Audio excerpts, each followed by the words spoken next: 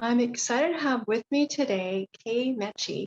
She's an accomplished actor, director, and writer, and she's here today to talk about her short film Weeds Are Flowers Too and her other projects. Welcome, Kay. Thank you, Christine. I'm so happy to be here. Yeah, I'm so happy to have you, and congratulations on Crazy Eights. I mean, you're one of the selected of the six films, correct? Yes, six films get selected to make their visions come true. Well, you are making your vision come true. And if anyone likes gardening like I do, I mean, I just love the title. How did it come about?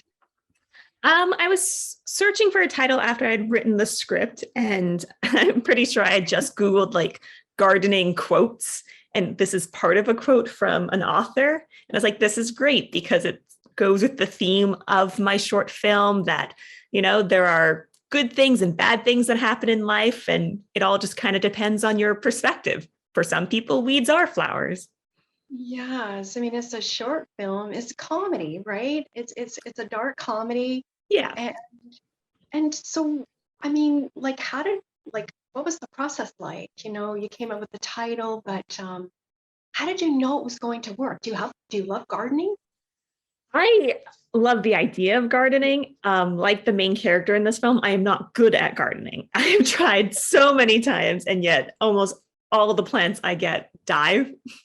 Even like the easy plants that are supposed to be like these are easy house plants anyone can grow. Mine always die. So that was kind of where the inspiration came from. I would love to garden. My grandfather was an amazing gardener. When he was alive, his house in Kitsilano was like full of vegetables and like giant flowers and just beautiful. I did not get any of those genes though. No, I find it's charming, it's lighthearted, and I think it's inspiring for people to get into gardening in a way, Yeah. the cactus, and I like the character Evelyn. How did Mhm.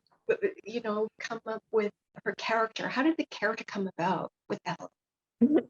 It's funny. A lot of like the couple, Evelyn and Ashton, are somewhat based on me and my boyfriend. Not entirely, but like taken aspects of both of our personalities and mesh them together. Evelyn is a little bit like me. A try hard, wants to do great, and then always wants to be perfect. And then when you're not perfect at something, it like crumbles me immediately. And that's where Evelyn came from. Oh, it's wonderful. And how excited are you? And what does this mean to you to be part of this exciting, Crazy Eight gala, which is just around the corner?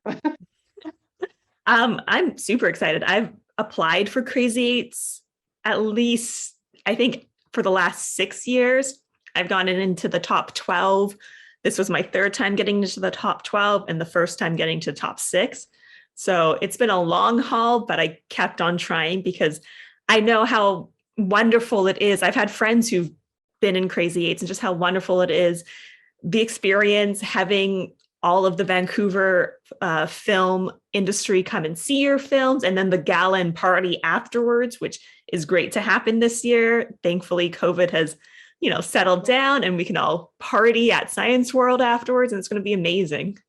Oh, it's great. So what is what drives you? I mean, three times. So it's like believing in yourself, right? And in the industry, it's you have to keep trying, keep working hard, as you said. And for those who want to do the Crazy Eights or apply, what advice would you give them? I mean, I would tell them, as hard as it is, don't judge yourself or compare yourself to the other people. Some people get in on their first try. Some people like me, it takes 6 years to get in, and it has no reflection on you as an artist. It just might be that the story that you went with that year just wasn't right for whatever the producers wanted to curate. It doesn't mean that it was a bad story. It just wasn't right at that time. And I have to say, personally, for myself, I am happy that this was the story that went all the way through. Even my last two, which I do love and I hope I will still make one day, I'm happy that this was my Crazy Eight story. Yes, wonderful. And so what's the feedback been like so far? I mean, we haven't shown it to anyone in public yet. It has just been the producers and like that high after the 8 days of creating it. So everyone was super positive. I mean, you still get some criticism because, you know, the producers are experts in this field and they know what makes good short films. But really, on the Friday when you submit it and you watch it with the producers, everyone was just like happy and laughing. So I'm hoping that will also be the reaction at the gala. Yes. I mean, it's like such a process, like 8 days of filming. I can't even like, were there any challenges? Like, how did you settle, you're getting really focused? Like 8 days is really a feat. It's definitely a masterclass in filmmaking. I am so grateful to have the people that I brought onto my team, my friends who are my producers, as well as my friend who is my cinematographer. We've all have experience making short films and are working in the film industry. So we all knew the challenges. We're all prepared for the stress. And really, we didn't have that many things go wrong. A couple equipment pieces didn't work properly where we lost time, but we made it up the next day. Yeah, I feel lucky that my short really didn't have that many hurdles to get through while we were actually in the filming process. Yes. And where was it filmed? This was filmed in Vancouver. The cousin of one of my producers graciously let us film in his front yard. So that was actually in Burnaby, and then the inside was in a house in Vancouver. Hmm. Hey, is this your third short film? Because you have Mystery Meat. Mhm. And so can you tell us about some of your background? Like this is your third, right? This is my third But- short film. yeah. Yes, this is the first one that I wrote and directed. The other ones were from people that I've met working in the film industry that I've directed. My background, I work in film as a script supervisor, which is a job that, unless people are in the film industry, probably don't know what I do. But I'm in charge of the continuity and like making sure that the actors are saying the lines correctly and that everything makes sense. I've done that for about 7 years. Before that, I was a theater artist. I went to SFU for theater, wrote a couple short little plays, acted in some of my friends' plays, loved it, but then decided to transition more into filmmaking. Yes, we are multi-talented, act, direct, write. And what else do you do? Like maybe gardening, right? I wish gardening. No, I funnily enough, right before this interview, I went to pick up my race package because I'm doing the BMO half marathon this weekend. Oh, that's wonderful. Oh my goodness. See, like it's running and film, It's just, I think it works really well with running because it's something purely physical and I just can zone out and move my feet. I don't have to use my creativity in any sense. That's why I think I love running as my hobby. No, that's wonderful. I love your website. You have a quote from Meryl Streep and you have you've had directed and acted, but is there any is there do you love acting more than directing and writing, or are they all transferable? Like, you know? I think of that often of like what order I'd put the three in. In my ideal world, I think my love is still with acting. If I could act only, I would love to do that. I might give up directing and writing, but I love writing because I love thinking about plots and creating characters and creating worlds that stories can evolve in. And then I love directing just because it's so much more collaborative, like working with the art designers and directors and the cinematographer and the costume designers. I just love that part of filmmaking. Yes, and you've worked with amazing directors, female directors such as Amanda Tapping, Mhm. Leslie Holt, the list goes on. So, Yes. I mean, that is like a mentor, right? And you're Mhm. a mentor for others. So that's Yeah.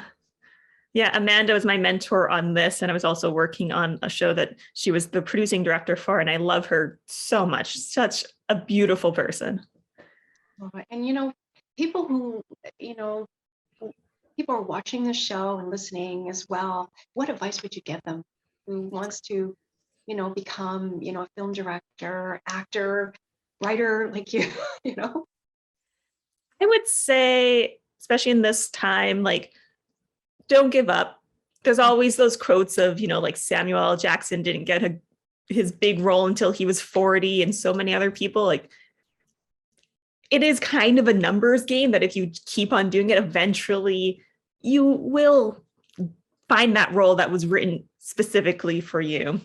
Mhm. And like, a more negative way to think of it is that the film industry is a lot of no's. I know that from auditioning. I audition all the time and you never hear anything back. And so, like, it's a bunch of no's, but you kind of just have to keep on believing in yourself. And if this is what you want to do, keep moving forward.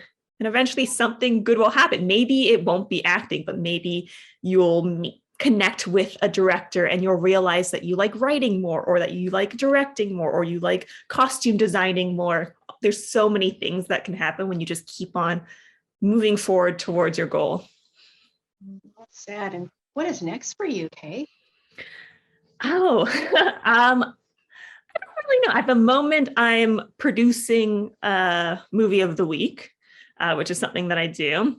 I have a couple things in the fire, a couple writing programs that I've applied to that I'm waiting to hear back from, and then I'm hoping to direct another short film. Hope maybe the one that I had applied to Crazy 8's last year that I wrote, talking about, like, if you keep moving forward, you'll meet people who want to help you. I became good friends with two of the old Crazy 8's producers, and so we have talked about producing and directing my Crazy 8's from last year. So yeah, I still want to do that. And I don't know, I'm hoping that in the next 5-10 years, I will be an episodic director here in Vancouver and across Canada. That would be amazing.